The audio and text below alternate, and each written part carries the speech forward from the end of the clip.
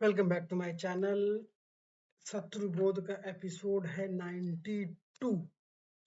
आज बात करेंगे नागा इंसर्जेंसी के बारे में और कौन कौन से देश हैं जिन्होंने समय समय पर नागा इंसर्जेंसी को भारत में पुश किया है और उनको वेपन्स दिए हैं और उनको इंटेलिजेंस दी है और उनके लीडर्स को अपने देश में छुपने की जगह भी दी है।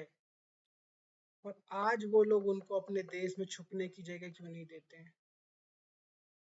ठीक है, तो शुरुआत होगी अंगामी झापू फिजो से।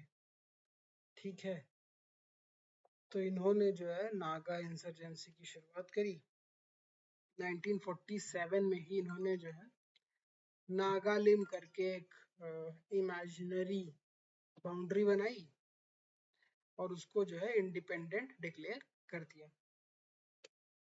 फिर 1952 आते आते इन्होंने जो है एक मिलिटेंट ग्रुप बनाया जिसके पास गन्स थी, एमिनिशन था, मशीन गन्स थी और ग्रेनेड्स भी थे।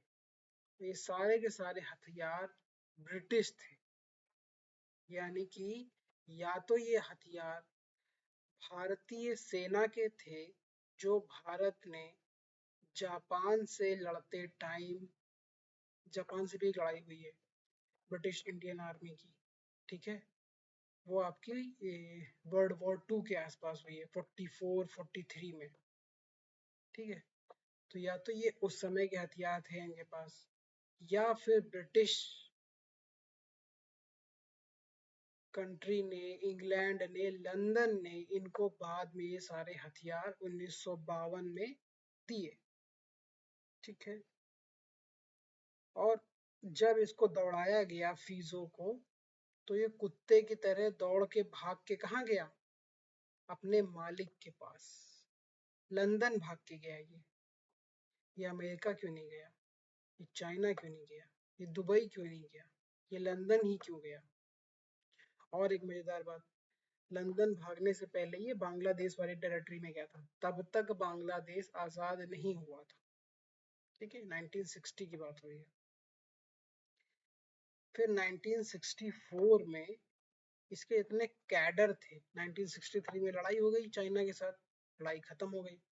ठीक, 64 में इसके जितने भी कैडर थे जो चाइनीज एग्रेशन को हेल्प कर रहे थे भारत के अंदर, जब चाइना ने भारत पे हमला किया था, ये सारे के सारे भाग के चले गए चाइना।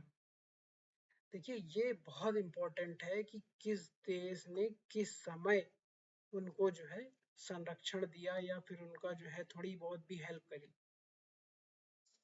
अगर ये लोग भाग के रशिया जाते हैं ना, सेफ हेवन चाहिए होता है भागने के लिए। जैसे मान लो भाग के कहीं जाएंगे तो वहां पे जाके हमको कोई गिरफ्तार करके वापस भारत ना भेज दे ना, ये इस बात की गारंटी होनी चाहिए, इतना गारंटी होनी चाहिए कि हम भाग के जब जा रहे हैं दूसरे देश में तो वो देश हमारी रक्षा करे। जब वहां पे भारत की एजेंसी वाले आएंगे हथियार लेके हमको ढूंढते हुए, तो वो लोग हमें हैंड ओवर ना करें, हमारी हेल्प करें।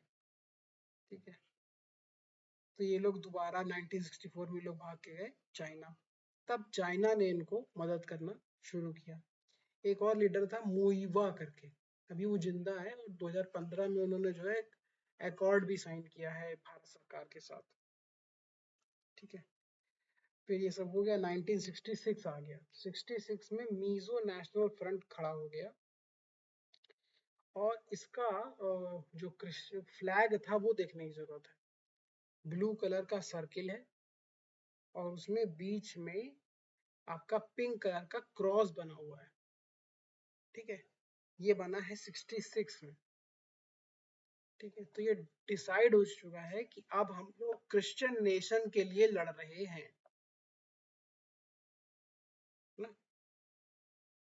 फिर आईएसआई ने ट्रेन किया है, मैंने पहले ही बताया, वो जो बांग्लादेश गया था उसमें ही आईएसआई शामिल था जब तक भारत का, सॉरी, पाकिस्तान का विभाजन नहीं हो गया तब तक ये बहुत आराम से चल रहा था। उसके बाद ये लोग अभी भाग के देखिएगा कहाँ जाएंगे।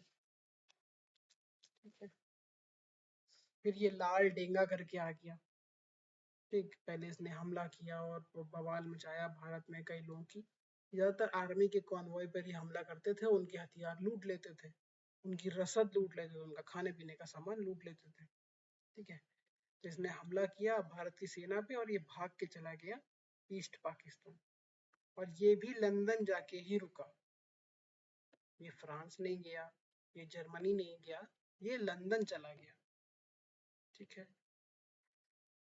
फिर भारत सरकार ने अपनी बाहें फैलाई और 1971 में बांग्लादेश का विभाजन कर दिया, मतलब पाकिस्तान का विभाजन कर दिया, बांग्लादेश का जन्म हो गया। अब इसके बाद 2650 इंसर्जेंट्स ने सरेंडर कर दिया और इनके लीडर अहितो सीमा ने भी सरेंडर कर दिया। और अहितो सीमा को भारतीय आर्मी में जो है वो शामिल कर लिया गया और वो एज एन आर्मी सोल्जर जो है रिटायर हुए from the rank of DG. BSF में उनको जो है नौकरी मिली थी और उनके सारे साथियों को, और वो बाद में डीजी बन के रिटायर हुए। ठीक है, फिर एनएससीएन खापलांग भी ये सब आते गए या जाते गए। ठीक है, अब आ जाते हैं प्रेजेंट टाइम पे। ठीक है, ये लोग भाग के जाते हैं म्यांमार वापस। पहले लोग भारत की सीमा में आते हैं, भारत पे हमला करते हैं, भारत की सिक्योरिटी फोर्सेस पे हमला करते हैं और भाग के जाते हैं म्यांमार।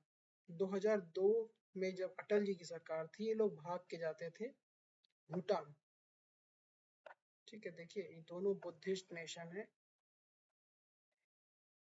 इन्होंने बांग्लादेश जाना बंद कर दिया और ये लोग अब म्यांमार जाते हैं। ठीक है, भारत ने 2015 से लेके और म्यांमार में बहुत सारे हमले किए हैं और इनको दौड़ा के जो है म्यांमार में भी इनके कैंप्स पे अटैक किया है। वो उरी मूवी में भी वो छोटा सा पार्ट है उसके बारे में। ठीक है, अभी एक बड़ी मजेदार बात हुई थी, थोड़ा ज्यादा ध्यान देने वाली बात है। इनका एक अम्बेसडर था अमेरिका का भारत में। ठीक है, जब मणिपुर इंसर्जेंसी शुरू हुई और अपने पीक पे थी, तो उसने बयान दिया था कि हम लोग आपकी बात करवा सकते हैं मणिपुर की लीडरशिप से।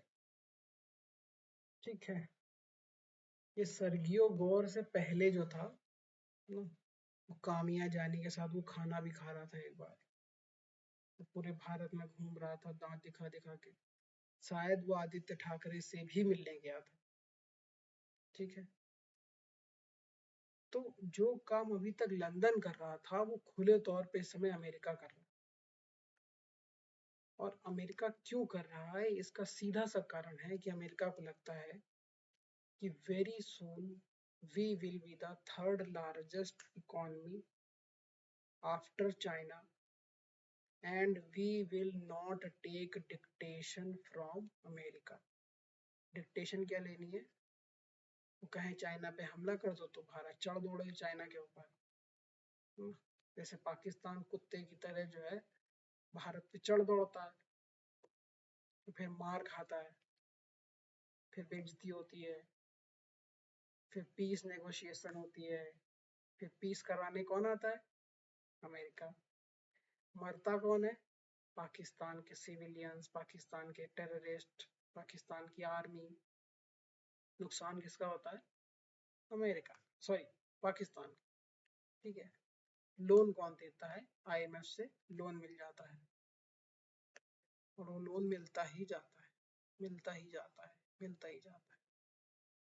ठीक है, तो एक और इसमें बात थी कि शेख हसीना जब अपने पद से हटाई गई थी तो उन्होंने कहा था कि अमेरिका ने उनसे एक छोटा सा देश मांगा था जो कि क्रिश्चियन देश होगा और वो बांग्लादेश में ही कहीं उसको दे दें। उसी को इस्तेमाल करके वो एक बड़ा सा इंसर्जेंसी क्रिएट कर देंगे भारत के लिए भी और चाइना के लिए भी। उन्होंने वो देने से मना कर दिया, इसीलिए उनकी सरकार जो है बांग्लादेश में गिरा दी गई है। अब एक बार के लिए मान लिया जाए कि ये बात वो सही कह रही, तो नागालैंड भी तो यही चक्कर है। नागालैंड की जो पॉपुलेशन है वो 80% क्रिश्चियन है और वहाँ पे इंसर्जेंट ग्रुप भी है।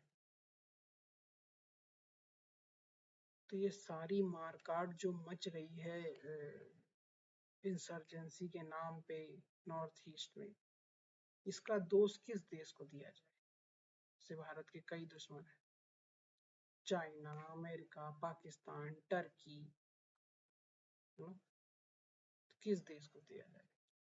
ये सवाल आपके लिए, मन हो तो इसका जवाब दे सकते हैं।